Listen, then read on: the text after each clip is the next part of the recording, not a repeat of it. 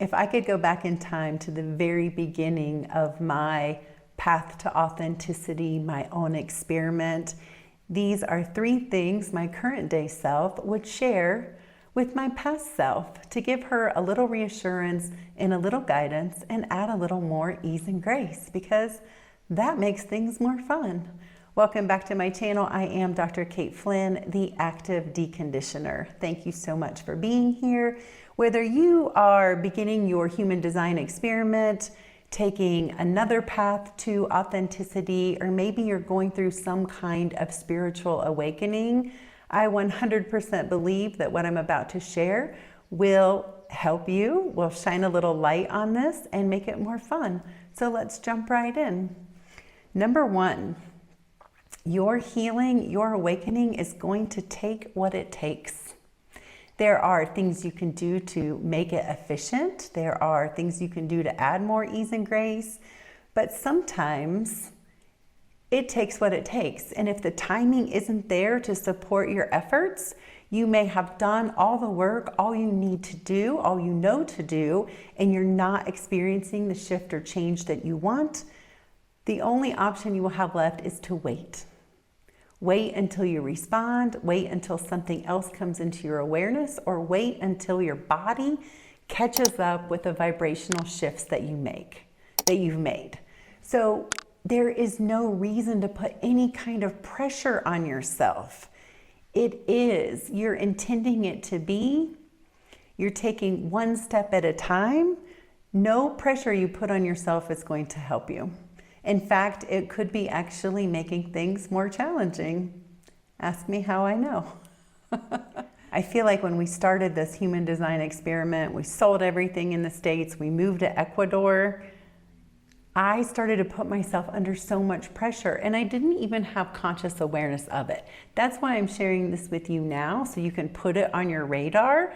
Make sure that you're surrendering and you're not putting that pressure on yourself, because my reflections and contemplation over the last couple of weeks has definitely showed me that, yeah, this has made things hard. And hard is not fun. Have I said that yet already? Because that's important to know, that hard is not fun.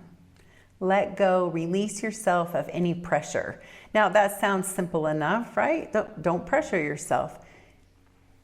However you do that is going to be up to you. What I recommend is asking your body, how can I kind of prepare on the front end for any pressure that may arise?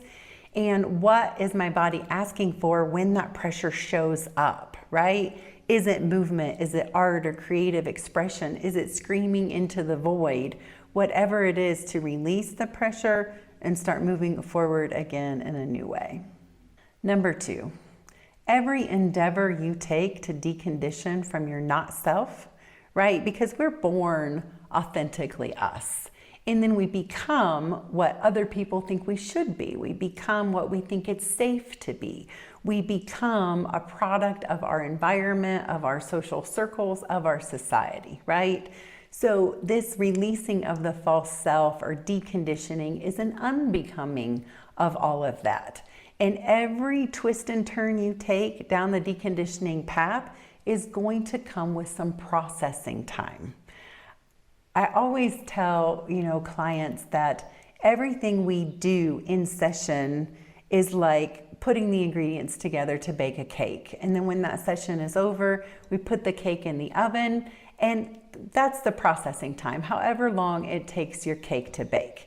And so if we are always looking for something wrong, something to fix, something to decondition from, then we're probably not allowing that processing time to complete.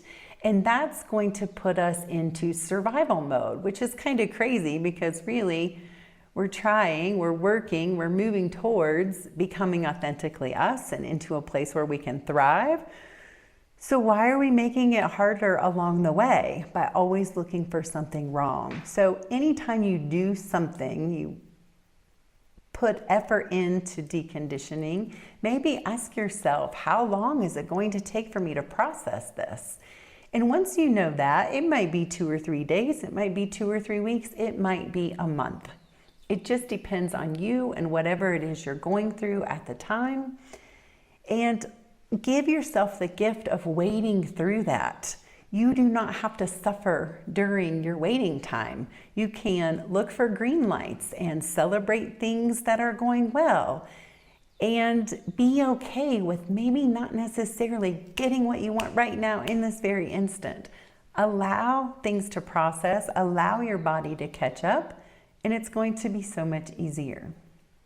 Number 3, if you don't find a way to integrate playfulness, and fun into your everyday experience through this endeavor into authenticity, it's going to suck. You're going to be miserable.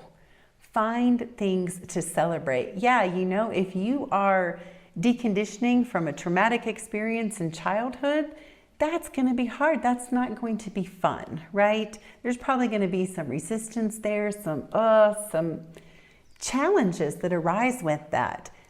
It's not about making your deconditioning necessarily fun, but definitely about finding things to celebrate in your everyday life. It could be hot water. It could be the sunshine. It could be, nurturing your body and being grateful for your body. Find things to celebrate. Find ways to take playful approaches to whatever challenging tasks are in front of you. And man, that's going to make it so much easier. Because if we're not doing these things, the false self, the not self people out there, they're having a lot more fun than we are. Like seriously, a lot more fun. So move through it with as much fun and playfulness as possible. Free yourself from pressure. Allow yourself to process the things you've been through and the healing that you've navigated, and then take a fun, playful approach. I sure wish someone wiser would have shared these things with me when I began, but I'm a 3-5, so I probably wouldn't have listened anyway. I have to do the experiment myself and see what works and what doesn't work. So almost 3 years into this experiment, that is why I'm sharing this with you. As I said in the beginning, I am the active deconditioner, which means I guide women and men through a process of unbecoming what they were never created to be, so that they may stand fully in their power, experience health and well-being, and move forward as their truest and most authentic self. I do not do that by telling you what is wrong. I really feel like we're making this transition away from working with practitioners or doctors or whomever they may be, and them telling us this is what's going on, this is what we need to do to fix it. Because that is not empowering you. That is not engaging your internal knowing, because we all have the answers within us. So I'm going to engage you in the process, guide you through the questions, and you're going to come up with the issues that are coming up with whatever needs your awareness and how you want to resolve it. So if you would like to be empowered in that way, if you are responding to what I'm sharing, then please reach out. The link to schedule is in the description below. Otherwise, that is all I have to share with you today. I will see you in the next video.